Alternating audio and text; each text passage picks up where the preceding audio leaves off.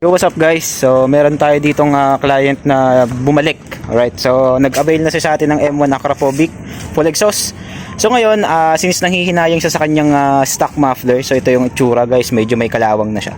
So, syempre, magagawa natin yan ng paraan. So, ipaparitubo natin yan guys. Dito sa Marjo Accessories and Mufflers, posible yan guys. Alright, so, ayan. So, abangan nyo yung gagawin natin dito. So, gagawin natin parang bago yung elbow niya. Ritubo yan guys, ano? Sniper MX 150cc. Alright, so from Kabuyao. Ito yung inabil niya sa atin guys, oh. Full exhaust na M1 Acrophobic. So hanggang ngayon pogi pa rin. Last year pa yan sir, ano po?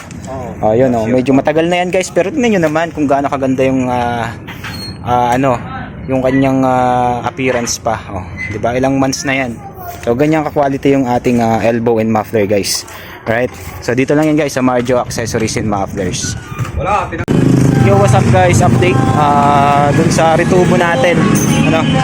Ongoing siya installation guys. Yamaha Sniper 150. Ritubo. Alright, so yung client natin ay meron na siyang full exhaust na inabil sa atin. Ayan.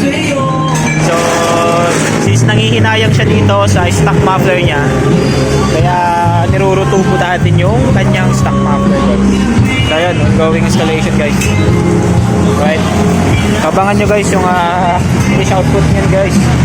So mga sayang, mga nangihinayang ng stock muffler nyo guys. So meron tayo dyang pwede natin siyang pagandahin pa. Iriritubo lang natin siya guys. Yo, what's up guys? So ayan, update ulit.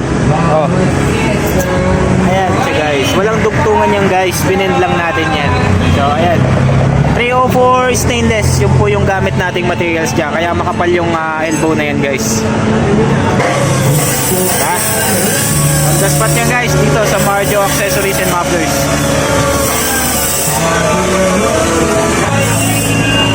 Alright, so what's up guys? So update, so ito na. So since nagsawa muna si sir sa tunog ng M1 Acrophobic, so balik stock muna si sir, ano?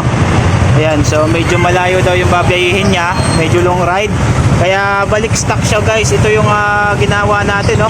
Mas malaki siya sa tubo ng stock guys. Alright, so ayan, diba yung mga stock muffler nyo guys, itabi nyo lang, at sayang irutubo natin guys. Tingnan nyo naman, napakaganda na kinalabasan kung gusto nyo magpalit stock. Alright, yan sir, isang thumbs up. Alright. Ha? Baka bumuka sir, ito. Ito. Sir, ingat po, ingat. Alright. Thank you.